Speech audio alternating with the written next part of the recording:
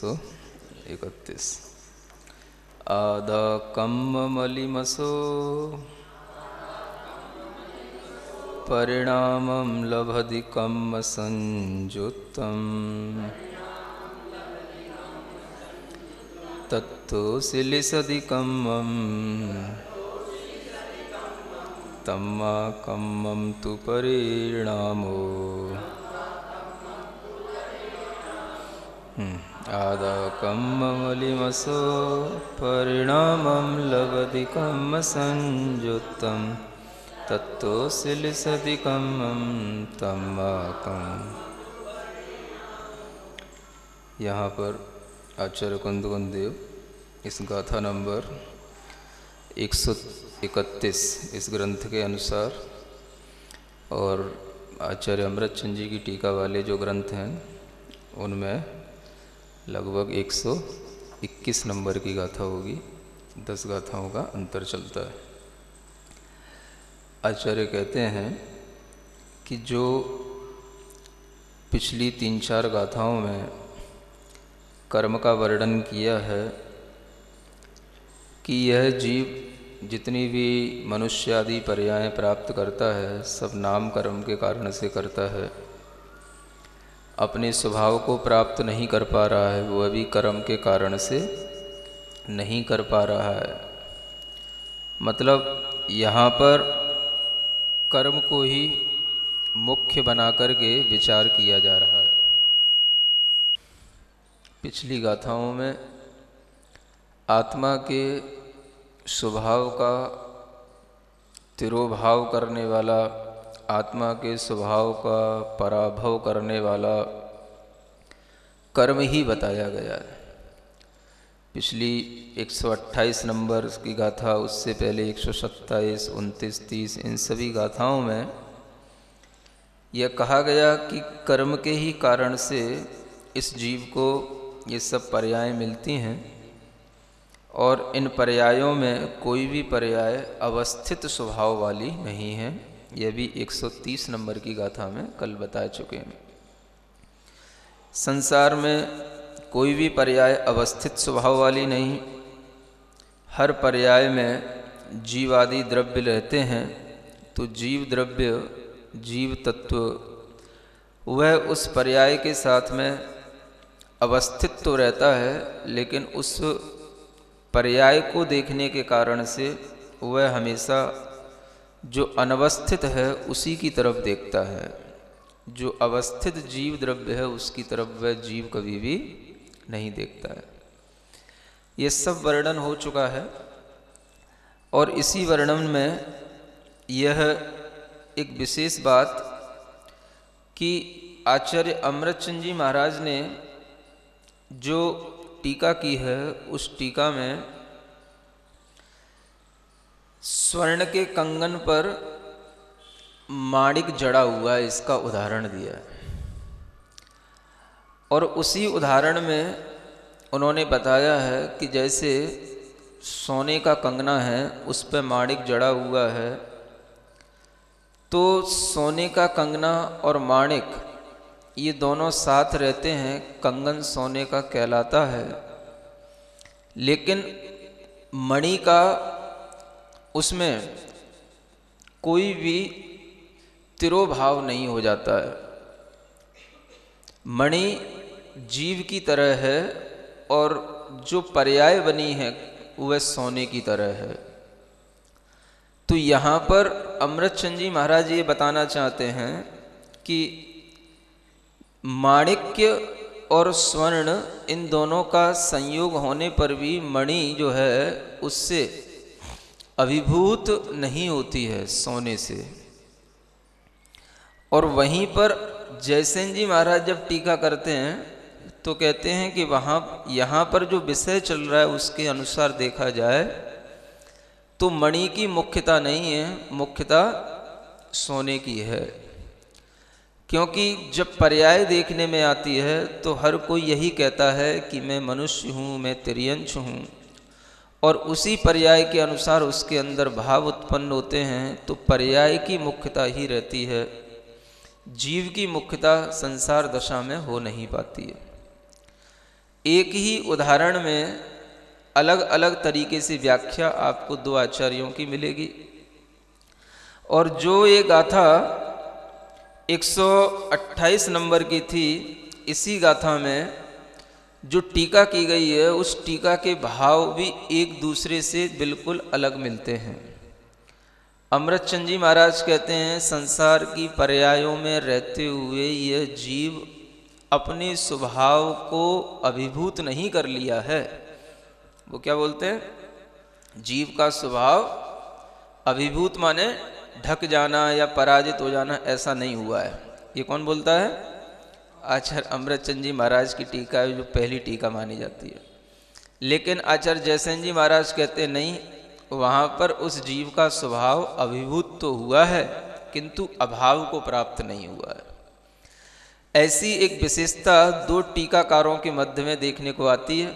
गाथा एक ही है लेकिन अभिप्राय अलग अलग निकलते हैं, किंतु यहाँ जो अभिप्राय चल रहा है गाथा का, वह आचार्य 127 नंबर की गाथा में बता चुके हैं कि अभिभूय नरम तिरियम नेरयम व सुरम कुड़दी, माने कर्म जो है जीव के स्वभाव को अभिभूत करके ही उसे मनुष्य आदि पर्यायों को दे देता है या मनुष्य आदि पर्याय उसकी बना देता है।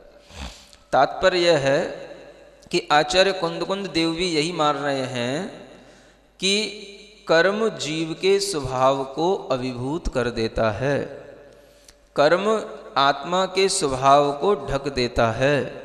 इस कारण से ही वह आत्मा अनेक अनेक पर्यायों में परिभ्रमण करता है और उन पर्यायों में परिभ्रमण करते हुए ही उसका यह संसार चलता रहता है।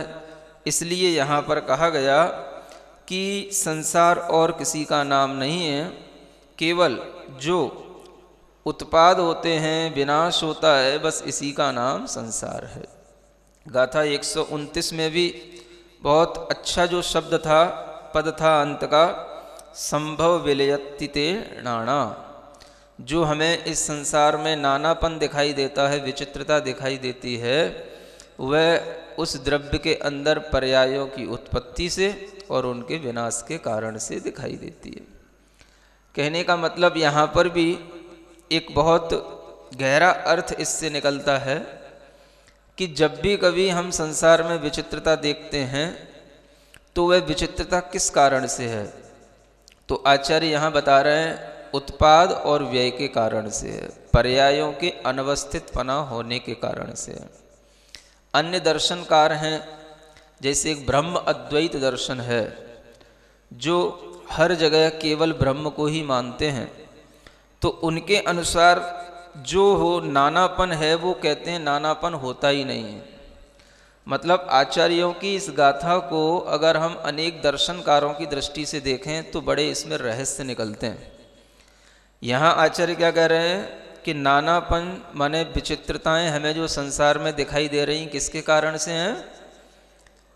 पर्याय के कारण से हैं। पर्यायों की उत्पत्ति, पर्यायों का विनाश। और पर्यायों की दृष्टि भी सत्य दृष्टि है, क्योंकि पर्याय द्रव्य में होती हैं, उत्पन्न होती हैं, नष्ट होती हैं। इसलिए पर्यायों का ही विनाश हो रहा है, पर्यायों का ही उत्पाद हो रहा है, तो सब कुछ सत्य चल रहा है। संसार में भिन्नता दिखाई दे रही है, लेकिन वह भिन्नता झूठ नहीं है, सत्य है। क्यों सत्य है? क्योंकि पर्यायों का स्वभाव सत्य है। पर्याय का स्वभाव क्या है? मिटता बनना, मिटना बनना, ये पर्याय का स्वभाव है। तो पर्याय की दृष्टि से ये संसार की जो दशा दिखाई देती है ये बिल्कुल सत्य है। इसलिए पहले भी हमने एक बार बताया था कि जो जैन दर्शन में संसार की स्थिति का वर्णन है वो यथार्थ है, झूठा नहीं है। क्या समझ आया? हाँ, नानापन हमें अनेकपना जो दिखाई दे रहा है, अनेक प्रकार की भिन्नताएं जो दिखाई दे रही हैं, वह सब किसके कारण से हैं? पर्यायों की भिन्नता के कारण से है। द्रव्य तो सब एक ही होता है। अब जितने भी जीव द्रव्य हैं, जितने भी मनुष्य हैं, जीव द्रव्य की अपेक्षा से देखो तो सभी जीव एक से हैं, लेकिन किसी की भी सकल सूरत एक नहीं मिलेगी, किसी के भी गुण एक जैसे नहीं मिलेंगे, किसी के भी ज्ञान, सुख आदि कोई भी एक जैसे नहीं मिलेंगे। क्यों नहीं मिलते? द्रव्य अनेक अनेक पर्यायों को धारण करता है, तो उन पर्यायों की अनेकता के कारण से सबकी वह पर्याय की परिणति अलग अलग भिन्न भिन्न रूप में दिखाई देती है। तो समझने की बात यह है कि हमें जो नानापन दिखाई दे रहा है संसार में, यह पर्याय की दृष्टि से है, जो सच है, सत्य है, इसे झूठ नहीं कहना कभी। समझ आ रहा है? संसार झूठा है, यह बात केवल तब की है जब कभी आपने संसार को जिस रूप में समझा वैसा संसार दिखाई नहीं दिया, आपने किसी पर विश्वास किया, राग किया, है ना, और वो आपसे राग नहीं किया, वो आपको छोड़कर चला गया, तो आप कहते हो संसार झूठा है। तो ये तो सब और अलग व्यवहार की दृष्टि, जिसमें कि कोई भी आपको द्रव्य गुण पर्याय का ज्ञान नहीं है, केवल अपने राग मोह आदि की जब पूर्ति नहीं होती तब हम कहते हैं संसार झूठा है। लेकिन वास्तव में ये मान करके चलना कि तीर्थंकर भगवंतों ने संसार को कभी भी झूठा नहीं कहा। संसार क्या है? तो द्रव्यों की जो भिन्न भिन्न पर्याय हैं, उसके कारण से जो संसार हमें भिन्न भिन्न प्रकार का, विचित्र प्रकार का दिखाई देता है। अनेक जीव हैं और उन सब जीवों की पर्याय एक जैसी नहीं है, कर्मों के कारण से सबकी पर्याय अलग अलग निकलती हैं। तो वह जो नानापन आ रहा है, माने अनेक प्रकार का जो हमें संसार में परिणमन जीवों का दिखाई दे रहा है, यह किसके कारण से है? ये पर्यायों के कारण से है। और पर्याय किसका स्वभाव है? जीव, द्रव्य का वह स्वभाव है। द्रव्य है तो पर्याय होगी, और इसलिए द्रव्य भी सत्य है तो पर्याय भी सत्य है। ये समझने की कोशिश करना, क्योंकि द्रव्य है तो कोई ना कोई पर्याय तो निकलेगी। तो जिस तरीके से द्रव्य सत्य है, उसी तरीके से पर्याय भी सत्य होती है। मतलब कि द्रव्य का पर्याय के रूप में परिणमन होना ये अपने आप में सत्य है, इसे हम झूठ नहीं कह सकते हैं, है ना। जीव का मनुष्य के रूप में, स्त्री के रूप में, पुरुष के रूप में, पशु के रूप में, सब परिणमन सत्य है। ना इसे हम भ्रम कह सकते हैं, ना हम इसे माया कह सकते हैं। समझ आ रहा है? एक बात जो इस पद में लिखी हुई है, जब हम ब्रह्म अद्वैतवाद वेद वेदांतों को अगर आप कभी पढ़ेंगे तो आपको उसमें मिलेगा एकम एव अद्वितीयो ब्रह्म नाना इह नास्ति किंचन। मतलब इस संसार में नाना तो कुछ है ही नहीं है, ऐसा उसमें मना किया है। उस पद को मैं यहाँ पर तुलना करके देख रहा हूँ कि यहाँ पर कह रहे नानापन है, और वहाँ वेदों में लिखा है कि नानापन संसार में कुछ नहीं है। समझ आ रहा है? तो मतलब एक एक पद हमें कई दर्शनों की अपने आप में काट देता है कि ये दर्शन अलग और ये दर्शन अलग, और इस जैन दर्शन की बात से अपने आप ये अन्य दर्शनों की बात भी अलग हो जाती है। तो वहाँ क्या बोलते हैं? एक ही दुनिया में बस ब्रह्म है, दूसरी कोई चीज है ही नहीं। नानापन तो यहाँ कुछ भी दिखाई नहीं देता है, और जो कुछ भी आपको नानापन दिखाई दे रहा है वो उस ब्रह्म की माया है। समझ आ रहा है? और वास्तव में नानापन नहीं है। एक तरफ ये दृष्टि है वेदों की, और इधर जैन शास्त्रों की क्या दृष्टि है कि जो कुछ भी नानापन हमें दिखाई दे रहा है वो यथार्थ है, सत्य है, क्योंकि वह जीव उसी पर्याय को लेकर के आया है, तो उसी पर्याय का उसके अनुसार परिणमन होगा। तो वह जीव की वह पर्याय है, उन पर्यायों की भिन्नता सत्य है, क्योंकि पर्याय भी जीव की द्रव्य की उत्पन्न होती है, और वह द्रव्य की पर्याय भी उस द्रव्य के साथ जुड़ी हुई रहती है। ये बात अलग है कि बहुत समय तक नहीं जुड़ी रहती, जितने समय तक रहती उतने समय तक रहती है। इसलिए पर्याय विनष्ट होती है, उत्पन्न होती है, इसी कारण से हमें नानापन दिखाई देता है। अगर पर्याय विनष्ट नहीं हो तो जो जैसा उत्पन्न हुआ वो वैसा ही बना रहे। सब बच्चे हैं तो बच्चे ही बने रहें, गर्भ में पड़े हैं तो गर्भ में ही पड़े रहें। जन्म हो जाए तो जैसे जन्म लिए वैसे ही बने रहें। अगर पर्याय नहीं बदले तो बड़ा कैसे हो? उम्र के अनुसार उसमें परिवर्तन कैसे आए? तो क्या होगा? अगर पर्याय नहीं बदले कुछ भी संसार का व्यवहार चल ही नहीं सकता, संसार में कुछ हो ही नहीं सकता। सब ऐसा बिल्कुल जैसे स्टैंड खड़ा है, ऐसे ही सब लोग, सब द्रव्य वहीं के वहीं एक जैसे वहीं के वहीं पड़े रह जाएंगे। सब ठूंठ से, वृक्ष के ठूंठ की तरह सब एक जैसे कूटस्थ हो जाएंगे। तो इसलिए ये बहुत सैद्धांतिक बात है, दार्शनिक बात है कि संसार में पर्यायों के कारण से ही हमें सब विभिन्नताएं दिखाई देती हैं, है ना। किसी भी तरीके की विभिन्नताएं हों, सब किसके हैं? पर्यायों के कारण से है। There are so many kinds of man, women, है। सब क्या है? कोई भी चीज जो कितने ही प्रकार के अपने प्रकार भेद रखती है, वो सब क्या है? उसकी पर्यायों की भिन्नता के कारण से है।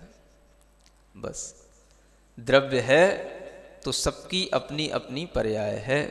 इसलिए ट्विंस भी होगा तो भी अलग अलग उसकी पर्याय रहेगी। किसी को हम एक में एक नहीं कर सकते। सबका ज्ञान सुख सब अलग अलग रहता है। ये सब जो अनुभूति में आ रहा है उससे समझ में आता है कि ये द्रव्य व्यवस्था अपने आप में यथार्थ है। इसलिए इसको मानने से जगत का जो ये भ्रम हमारे अंदर पड़ा हुआ है कि सब कुछ ब्रह्मा करने वाला है या एक ब्रह्म की ही सब ये पर्यायें हैं और कोई अलग अलग द्रव्यों की पर्यायें नहीं हैं, तो वह भ्रम भी इसी से टूटता है। इसलिए ये पद को मैं इसीलिए दोबारा दोहरा रहा हूँ कि पिछली वाली गाथा का ये पद मुझे बाद में याद आया और इसकी तुलना जब उस सूत्र से दिमाग में आई कि देखो एक तरफ तो क्या लिखा हुआ है, एको अद्वितीयो ब्रह्म नाना इह नास्ति किंचन।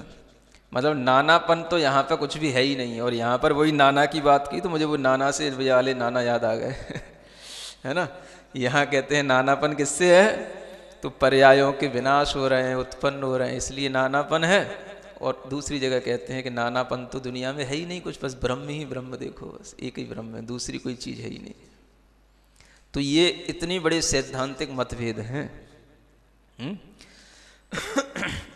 इसलिए ये समझने की कोशिश करना कि भगवान एक एक कहने वालों को ये पता नहीं होता कि भगवान एक है कि भगवान अनेक हैं। भगवान ने क्या व्यवस्था बताई है और दूसरे भगवान को एक मानने पर क्या व्यवस्था बन जाती है।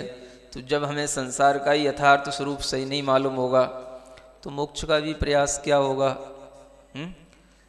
मोक्ष के लिए भी कैसे पुरुषार्थ होगा?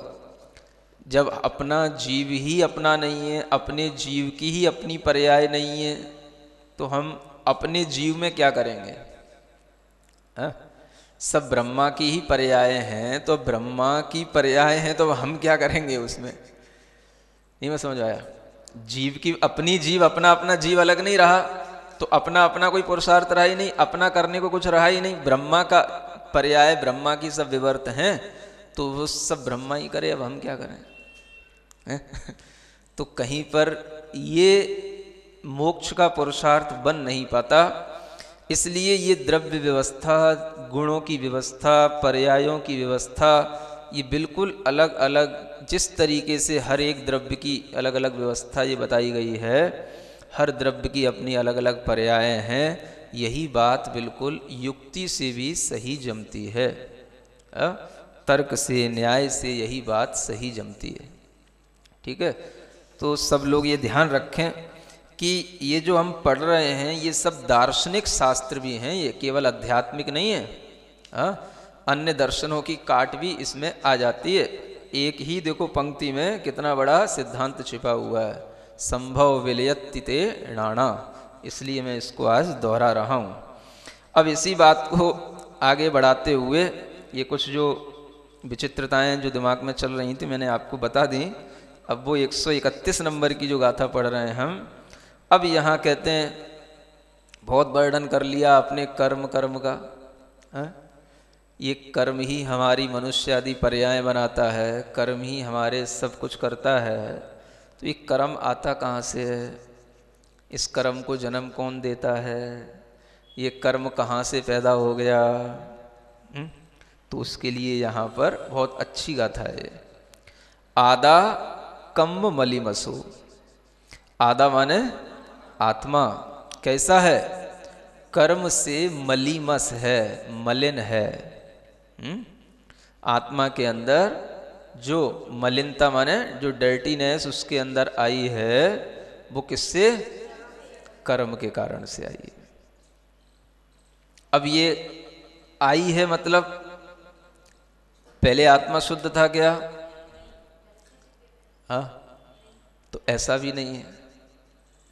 अगर आत्मा पहले से शुद्ध हो जाए तो फिर शुद्ध को अशुद्धि होने का प्रसंग आ जाएगा, जबकि ऐसा होता नहीं है। एक बार आत्मा शुद्ध हो जाए तो पुनः कभी भी अशुद्ध होता नहीं।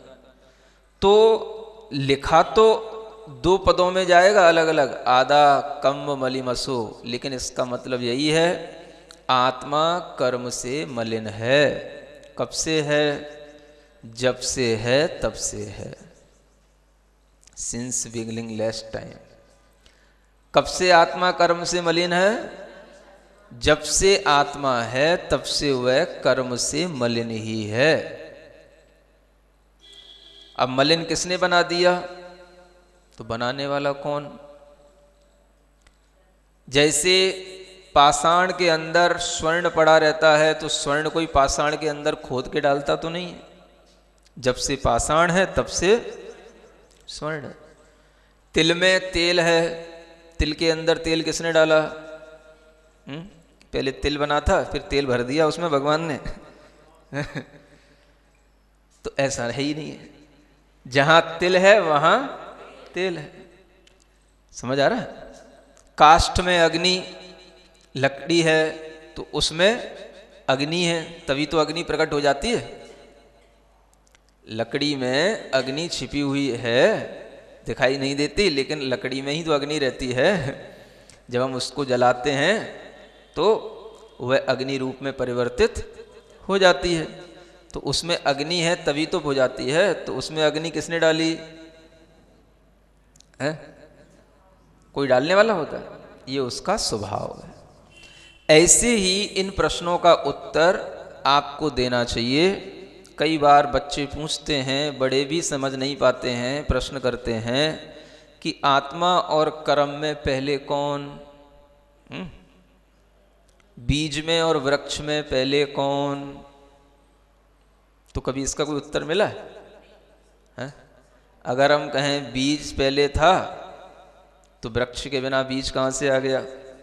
और हम कहें वृक्ष पहले हुआ तो बीज के बिना वृक्ष कहाँ से हो गया? समझ आ रहा है? तो यह व्यवस्था ही अनादि व्यवस्था कहलाती है। और इस अनादि व्यवस्था को नहीं मानते हैं तो अनेक प्रकार की समस्याएं खड़ी हो जाती हैं तर्कशास्त्र के अनुसार, है ना? अगर हमने कहा आत्मा कर्म से बाद में मलीमस हो गया तो कितनी बड़ी समस्या आ जाएगी। यानी पहले आत्मा था तो शुद्ध था, अब शुद्ध था तो कर्म से मलिन क्यों हो गया? उसका कारण क्या बनेगा? कर्म उसमें आके चिपक गए, अपने आप कर्म आ गए उसके अंदर। अगर ऐसा हो गया तो फिर शुद्ध फिर आत्मा को करने की जरूरत ही क्या है? जब कभी भी शुद्ध आत्मा फिर हो गई तो फिर कर्म से मलिन हो जाएगी, तो फिर वही संसार में आ गई। तो फिर मतलब ही क्या है कि कुछ भी आत्मा को तपस्या करके त्याग करके शुद्ध बनाया जाए? ये समस्या है कि नहीं? आत्मा यदि कर्म से पहले से नहीं थी, मतलब युक्त नहीं थी, कर्म से मलिन नहीं थी, तो वह आत्मा अपने आप में संसार में क्या कर रही थी? फिर तो संसार में ही नहीं हो सकती, फिर तो शुद्ध ही होगी। तो सिर्फ यहाँ पर शुद्ध आत्मा ही दिखाई देनी चाहिए थी। और शुद्ध आत्माओं के अंदर कर्म डालने की सामर्थ्य किसने पैदा कर दी? यदि कहो किसी दूसरे ब्रह्मा ने कर दी, तो वो ब्रह्मा क्या यही करता रहता है? और अगर ब्रह्मा ने कर दी तो फिर जो है कोई भी ब्रह्मा किसी भी शुद्ध आत्मा को पुनः फिर अशुद्ध बना देगा। और नहीं कर दी तो अपने आप सिद्ध होता है। आत्मा ने अपने आप कर ली तो अपने आप कर ली तो कैसे हो गई? तो शुद्ध आत्मा अपने आप कर्मों से अशुद्ध कैसे हो जाएगी जब तक वो भाव नहीं करेगी? और भाव उसके अंदर, शुद्ध के अंदर अशुद्ध आ कैसे जाएगा? क्या समझ आ रहा है? ये अनेक प्रकार के तर्क ऐसे हैं जिनसे सिद्ध होता है कि आत्मा कर्म से अनादि काल से मलिन ही है, नहीं तो आत्मा की कोई व्यवस्था ही सिद्ध नहीं होती है। और अगर आत्मा कर्म से अलग ही हम मानते हैं और फिर बाद में कर्म से संयुक्त हो गई, तब तो ये फिर ऐसा हो गया कि मोक्ष वाले जीव संसार में आ गए, खेल ही उल्टा हो गया।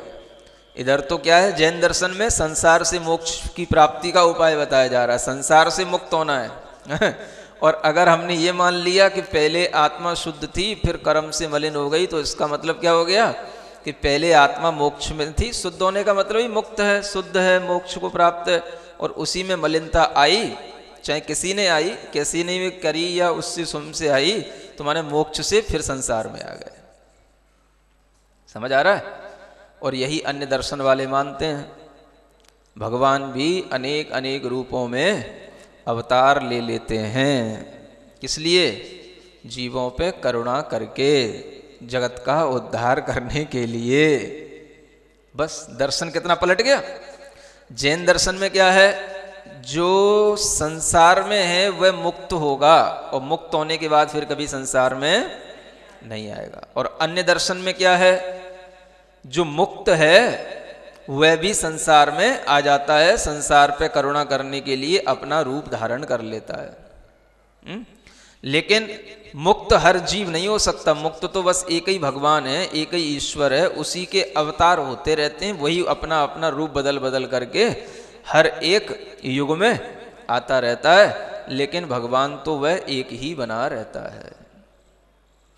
क्या समझ आ रहा है? आपका कुछ करना धरना कोई काम का नहीं है। इतनी बड़ी बड़ी ये फिलॉसफी उल्टी हैं, और इसे हम कहते हैं हिंदू या वेद की मान्यता और जैन, ये सब एक हैं। जब तक आप फिलॉसफी समझेंगे नहीं तब तक आपको सब एक दिखाई देगा। लेकिन ये भीतरी इतनी बड़ी बड़ी मान्यताएं हैं, इनके दूर किए बिना कभी भी आपका इस संसार के अंदर जो मिथ्यात्वादी कर्मों का संबंध बना हुआ है वो कभी भी टूटने वाला नहीं है। तो यह आत्मा कर्म से मलीमस है, कर्म से मलिन है। कब से है? जब से आत्मा है तब से कर्म से मलिन ही है। समझ आ रहा है? जैसे कोई भी खदान में पड़ा हुआ पत्थर अपने अंदर सोना रखा रहता है तो सोना मलिन ही होता है, उसे शुद्ध बनाना पड़ता है। ऐसे ही आत्मा हमेशा कर्म से मलिन ही रही है। उस मलिन आत्मा को शुद्ध बनाने का नाम ही संसार से मुक्त होना है। तो ये चीज समझना है। वह आत्मा कर्म से जो मलीमस है वो क्या करता है? अब देखो आगे आचार्य क्या कहते हैं, परिणामम लभति कम्म संयुक्तम। कर्म से संयुक्त परिणाम, परिणाम माने भाव, वह लभति माने प्राप्त करता है। वह आत्मा क्या करता है? जो कर्म से मलीमस आत्मा है वही आत्मा कर्म से संयुक्त परिणाम करेगा। मतलब क्या हुआ? वह आत्मा कभी अपनी आत्मा का शुद्ध परिणाम नहीं कर सकता। वह जो भी परिणाम करेगा वह कर्म की मलिनता के साथ करेगा, क्योंकि वह उससे मिला हुआ है। आत्मा और कर्म एक दूसरे से बिल्कुल बंधे हुए हैं, संश्लेष संबंध को प्राप्त हैं। तो वह जो बंध है वह बंध के कारण से उस आत्मा के भाव शुद्ध नहीं होते हैं। कैसे रहेंगे? कर्म से मलिन होने के कारण उसके भाव हमेशा अशुद्ध रहेंगे, परिणाम उसके अशुद्ध रहेंगे। और वह अशुद्ध परिणाम क्या कहलाते हैं? तो जो राग द्वेष मोह आदि परिणाम हैं यही उसके अशुद्ध परिणाम कहलाते हैं। अब ये परिणाम कैसे बने? कर्म के कारण से बने। क्या कहा? परिणाम कैसे बने? कर्म के कारण से बने। जब आत्मा कर्म से अनादिकाल से मलिन हुआ, उसने फिर कर्म से युक्त होकर के ही अपना परिणाम किया, माने भाव किया, तो उसका भाव अशुद्ध भाव हुआ। फिर उस अशुद्ध भाव से क्या होगा? तत्तो माने उससे सिल सदी कम्मम, वह कर्म से फिर सिल सदी माने श्लेष को प्राप्त हो जाता है। जैसे सिलाई हो गई हो, ऐसा सिल गया, श्लेष को प्राप्त हो गया, माने वह उससे फिर जुड़ गया, माने अशुद्ध भाव हुआ। अशुद्ध भाव के कारण से वह पुनः द्रव्य कर्म से फिर जुड़ गया। ये यहाँ पर अब आत्मा के कर्म बंध की जो प्रक्रिया है उसकी प्रोसेस बताई जा रही है। ये चलता रहता है। अब यहाँ पर एक प्रश्न ये आता है कि आत्मा ने भाव किया, और भाव किसके कारण से हुआ? कर्म के कारण से हुआ, और फिर उसी भाव से उसने पुनः कर्म कर लिया, है ना। भाव करने को बोलते हैं भावबंध, और जो कर्म फिर से आत्मा में बंध गए उसको बोलते हैं द्रव्य कर्म। ये भी ध्यान में रखना। आत्मा ने जो परिणाम किया, कर्म के साथ जो आत्मा का परिणाम होगा वो कहलाएगा भाव कर्म, और उस भाव के होते हुए आत्मा में पुनः कर्म का बंध हो गया, ये कहलाया द्रव्य कर्म। तो वही यहां बताया जा रहा है। आत्मा कर्म के कारण से परिणाम करता है, और फिर उस परिणाम से पुनः कर्म का बंध करता है।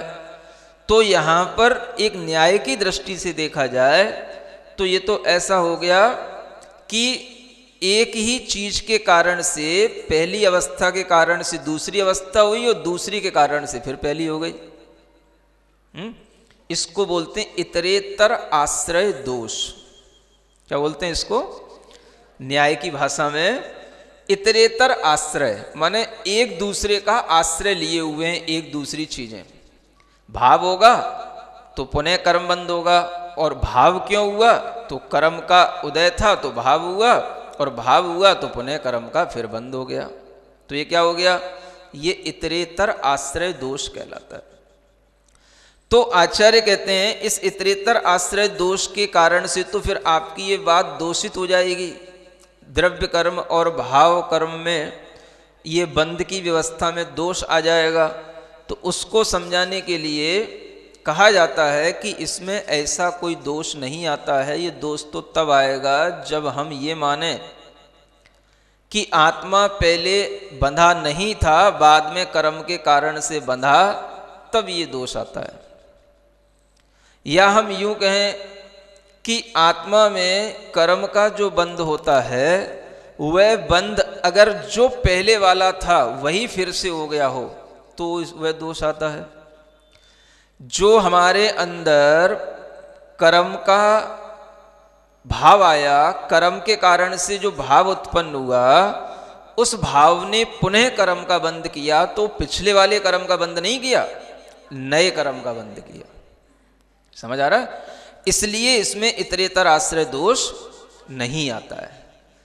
इतरेतर आश्रय दोष को समझने के लिए ऐसा एक चाबी और ताले का दृष्टांत आप समझ सकते हो। कोई कमरा था और उस कमरे में, समझ आ रहा है ना, आदमी ने उस एक ताला उसके हाथ में था, चाबी कमरे के अंदर रह गई। सुनते जाना। और ताला को वो बाहर ले आया और ताला उसने लगा दिया। कुछ ताले जो आते हैं ना, जो ऐसे दबाने से लग जाते हैं, अब लग तो जाते हैं, वो खोलने के लिए दबाने से नहीं खुलेंगे, अब उसके लिए चाबी चाहिए, और चाबी है कमरे के अंदर रह गई। समझ आ रहा है? अब क्या है, चाबी मिले तो ताला खुले, और ताला खुले तो चाबी मिले। इसको बोलते हैं इतरेतर आश्रय दोष। समझ आ रहा?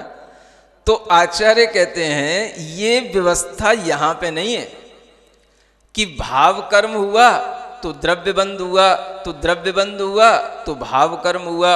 आचार्य कहते हैं वो नया भाव बंद होगा और नया ही द्रव्य बंद होगा, इसलिए उस दोष को यहां पे मत लगाना। ये न्याय की भाषा और न्याय के अनुसार दिए गए दोष का समाधान है। समझने की बात यहाँ पर यह है कि जब भी कभी आत्मा में कर्म का बंध होता है तो वह उसके भाव के कारण से होता है, आत्मा के भाव के कारण से।